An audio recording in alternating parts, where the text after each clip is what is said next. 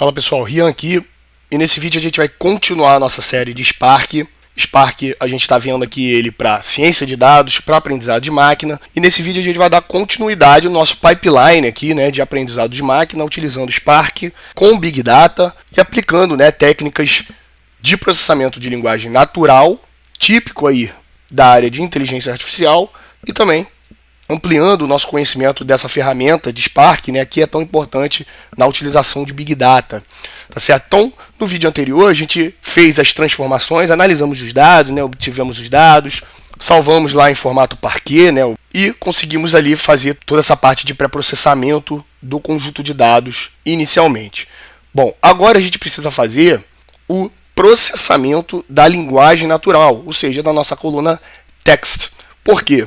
Porque eu não sei se você sabe, mas computador, ele não entende texto, não entende palavra, não entende acentuação, né? Independente do idioma, inglês, português ou qualquer outro tipo de idioma natural, e por isso que é NLP, né? Natural Language Processing, o algoritmo, né? O computador, ele não entende palavras, ele não entende esses significados. Então a gente precisa processá-los para convertê-los num formato que seja possível para o computador compreender. Então é isso que a gente vai desenvolver agora. Em seguida, depois de ter feito esse processamento, a gente entrega aí sim para um algoritmo para que ele consiga efetivamente aprender. Eu estou deixando o link aqui do MLlib, que é exatamente esse componente do Spark que trabalha com a parte de aprendizado de máquina. E não só isso, você também consegue fazer exatamente esse trabalho de transformação e de processamento de linguagem natural.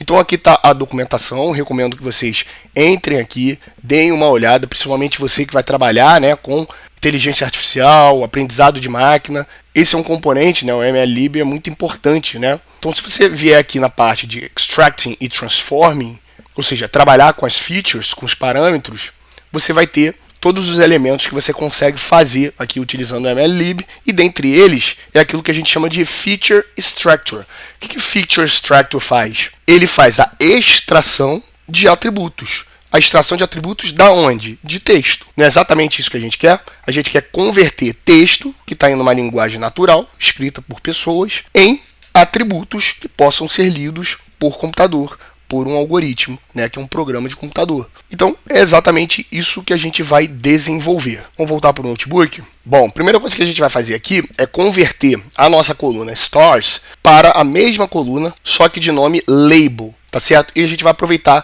para converter, né, ou garantir que eles sejam de valores do tipo numérico, tá? Por que isso acontece? Porque para o MLlib, você, numa tarefa de classificação, a sua coluna alvo, ou seja, aquela classe que ele quer, que o algoritmo quer aprender, precisa se chamar label, tá? Essa é uma exigência da biblioteca. A gente tem que, né, entender como é que ela trabalha e se adequar ali para poder fazer a execução do código corretamente. Para isso a gente vai utilizar aqui esse objeto chamado de String Indexer, tá? Ele vai fazer essa conversão para a gente dos valores de stars, a gente vai mudar o output, né, e garantir que eles sejam do tipo numérico. E aí, utilizando esse objeto String Index, a gente faz o fit, ou seja, se adequa de acordo com a coluna stars do DF Reviews, e faz a transformação no próprio DataFrame DF Reviews. Então a gente está transformando a coluna no próprio DataFrame, fazendo assim uma substituição dessa coluna com o nome label. Bom, realizada essa conversão, vamos dar uma olhada aqui como é que ficou.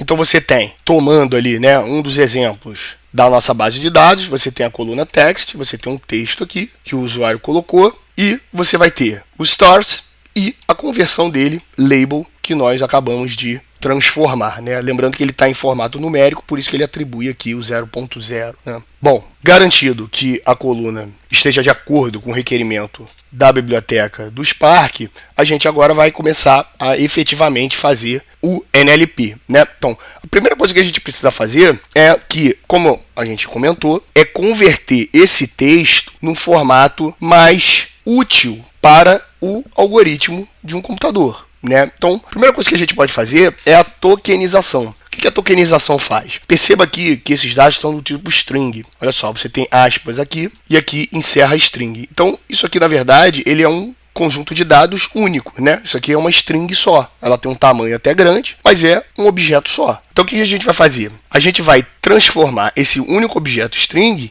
em uma lista, né? Um conjunto de palavras, tá? Aqui, deixar bem claro, nós vamos utilizar a definição de token como sendo palavra. Porém, token não necessariamente é palavra, tá? Isso a gente vê na playlist de processamento de linguagem natural. Você pode utilizar como palavra, mas também existem outras abordagens de tokenização, na qual você não utiliza palavra. Você pode utilizar caractere, você pode utilizar outras formas de abordagem, mas a utilidade é exatamente a mesma. É você converter esse objeto aqui, que é uma string, em um conjunto de valores que representam aquele mesmo objeto. Então, para isso, o Spark tem uma ferramenta específica do Spark para fazer isso, que é o Tokenizer, lá da Features, que a gente viu na documentação. Então a gente vai instanciar o Tokenizer, vai definir ali que a coluna na qual ele vai trabalhar é o text, e a gente quer um output no formato Word. Tendo feito a instanciação, é só aplicar o transform e a gente tem o resultado. Então, se a gente tomar novamente aqui esse mesmo exemplo de cima, agora tokenizado,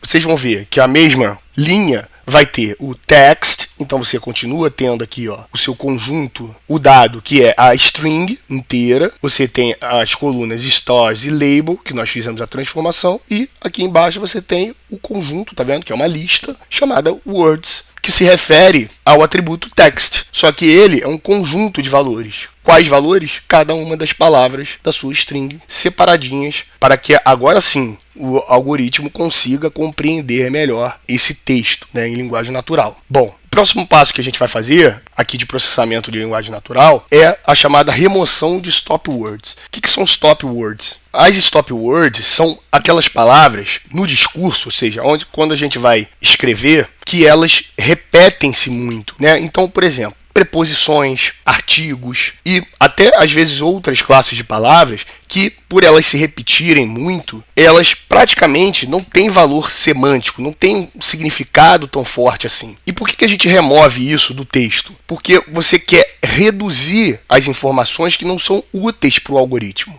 Isso aumenta a eficiência dos algoritmos. Então, assim como a gente fez o balanceamento das classes para favorecer o aprendizado do algoritmo, no que se refere ao processamento de linguagem natural, a gente pode remover palavras que são repetitivas e que, ao mesmo tempo, não contêm um valor semântico tão forte assim, como, por exemplo, preposições, né, como eu falei, artigos, conjunções, e ao removê-las, você reduz o número de ruídos passados para o algoritmo para que ele faça um aprendizado mais eficiente. Vamos dar uma olhada no resultado, vai ficar mais fácil de compreender o que são essas stop words. Então, se a gente tomar novamente esse mesmo resultado, lembrando que a gente está utilizando um método específico do Spark, tá? Todo esse trabalho está sendo desenvolvido com o Spark, utilizando aqui a API PySpark. E você vai ter um método específico lá de Stop Word Remover. É só apontar para qual é a coluna da onde ele vai remover e uma coluna de saída. No caso aqui, a nossa filter. Tendo instanciada, é só transformar e o resultado fica exatamente aqui, né? Então, a primeira lá é o text, a gente já viu. Depois a gente fez a tokenização, ficou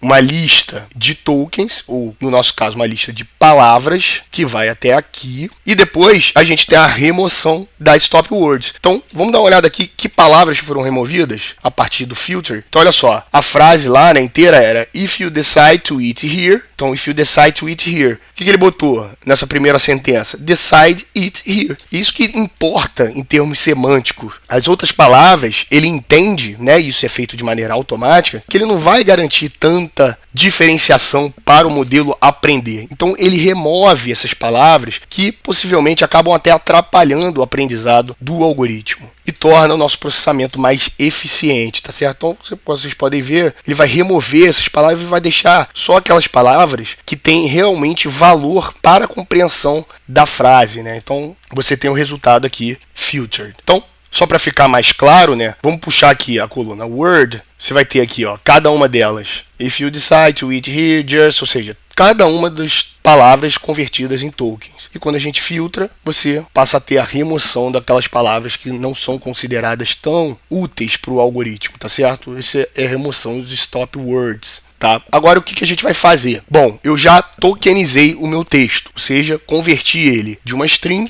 para um conjunto de tokens. já removi aquelas palavras que têm pouca importância semântica no aprendizado do meu algoritmo. Agora, o que eu quero fazer? Como eu disse, né, e vou repetir porque isso é muito importante, tem muita gente que não tem essa noção, algoritmo, programa de computador, não entende palavra. Como vocês podem ver, a gente continua aqui com palavras, né? Food, good, takes, long, time. Ou seja, isso aqui o computador não entende. A gente precisa fazer a extração de parâmetros ou extração de características, a chamada feature extraction. A técnica de feature extraction é olhar para um conjunto de palavras e converter elas num conjunto numérico. Mas, Jean, como é que faz isso? É um valor aleatório? É mágica? Como é que funciona? Bom, a gente tem diversas técnicas possíveis para serem aplicadas nessa técnica de feature extraction, tá certo? A primeira que a gente vai ver, e é considerada uma das mais fundamentais e básicas, é a chamada bag of words. A bag of words, que é, na verdade, nada mais nada menos que uma contagem, né, uma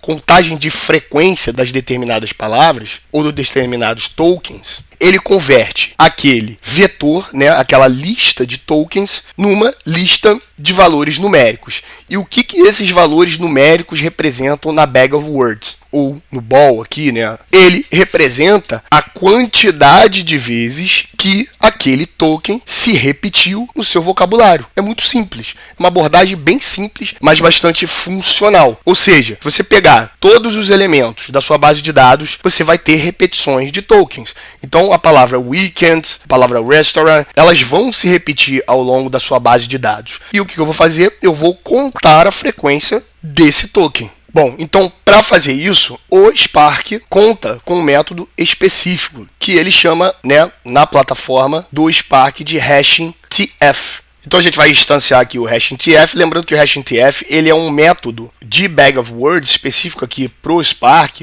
que faz uma otimização desse método de bag of words, tá? Ele utiliza uma função hash, tá? Então é uma metodologia específica aqui, porque como a gente está trabalhando com Big Data, a gente precisa de um método um pouco mais eficiente, tá certo? Então a gente passou o método, a gente passou qual é o conjunto de tokens que a gente vai aplicar o método de bag of words e a coluna de saída. Além disso, a gente precisa determinar um non-future. O que isso significa? É o conjunto de atributos que a gente vai querer contar. Por que isso? Porque eu disse que o bag of words é o método de você representar os tokens pela quantidade de vezes que ele se repete na sua base de dados. Então, baseado no vocabulário, ele tem um número de repetições. Só que para que isso seja feito de maneira mais eficiente, eu não vou fazer em relação a todo o vocabulário, ou seja, eu não vou fazer em relação a cada um dos tokens que aparecem. Por quê? Porque não necessariamente todos são importantes.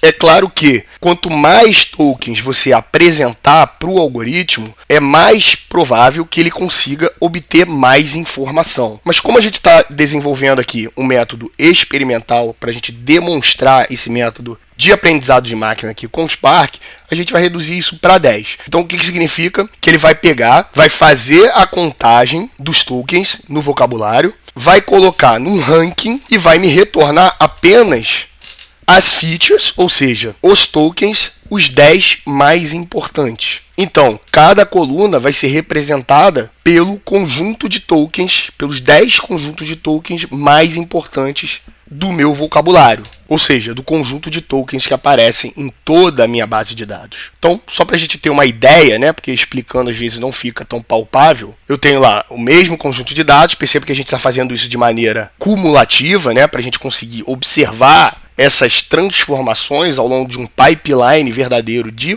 NLP, de processamento de linguagem natural. Então eu tinha o original, que era uma string lá que representava exatamente como o usuário escreveu, convertemos, né, fizemos a tokenização e ele se converteu nessa lista, né, de palavras ou de tokens. Em seguida fizemos a filtragem das stop words, que está bem aqui embaixo, reduzindo o tamanho desse conjunto de dados. E agora, finalmente, a gente fez a feature extraction, convertendo aquele conjunto de tokens num vetor numérico, tá certo? Então, tá aqui, ó, né, o raw features. E Como é que ele se parece? Ele vai de 0 a 9, porque a gente decidiu que vai ter apenas 10 features. Então, das 10 features mais importantes do vocabulário, cada linha vai representar a frequência de cada um desses tokens. E isso fica representado aqui de maneira numérica. Assim a gente consegue converter. Saímos, né? Então, do texto natural ou linguagem natural, né? Então, Natural Language Processing, né? NLP. Então, Natural Language para um formato que o computador aí sim consegue compreender, que é o formato numérico, fazendo o nosso process, né, o nosso processamento. Bom, então para a gente ver essa transformação, vamos imprimir aqui novamente. Você tinha o texto original,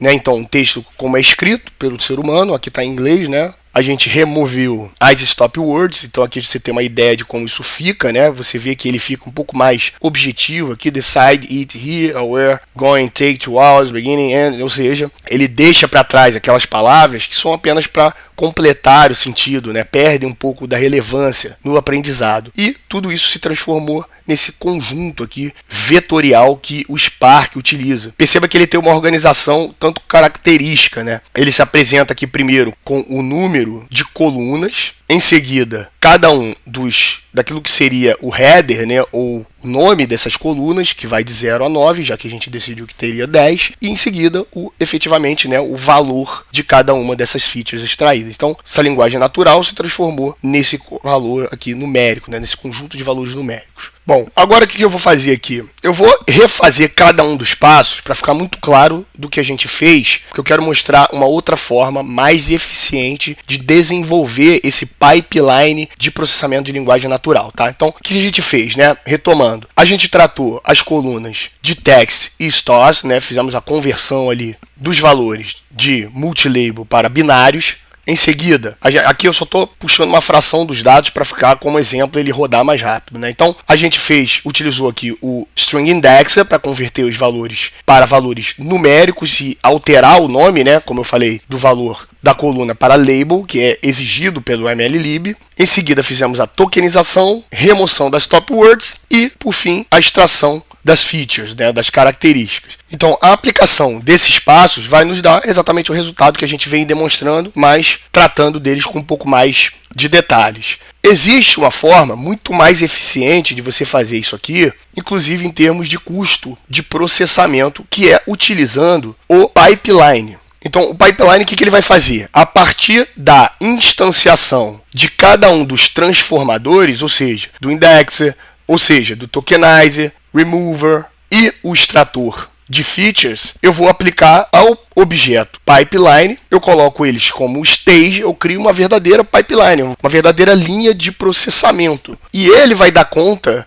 de transformar cada um desses passos de maneira sequencial. Tá certo? Então, eu faço a instanciação de cada uma das transformações que a gente viu e passo para o pipeline, criando aqui um objeto pipeline. Em seguida, é só eu passar a minha base de dados para ele fazer o fit. Em seguida, transformar esse conjunto de dados que eu estou chamando aqui de featureize data. Então, se eu aplicar esse objeto aqui, pipeline, a gente vai ver que vai ter exatamente o mesmo resultado, né? Então eu tenho lá as stars, né, valores binários lá transformados. Você vai ter a coluna, né, future. Em seguida, mais para cá, as raw features, né? Ou seja, os valores convertidos de forma vetorial que o algoritmo consegue aprender. Bom, então essa é a forma de você também realizar esse processamento de linguagem natural, utilizando aqui, né, esse objeto do pipeline da biblioteca lá do MLlib, tá certo? Então, por esse vídeo é isso, a gente fez o nosso processamento de linguagem natural e no próximo vídeo a gente vai botar esse conjunto de dados já completamente processado e de uma forma que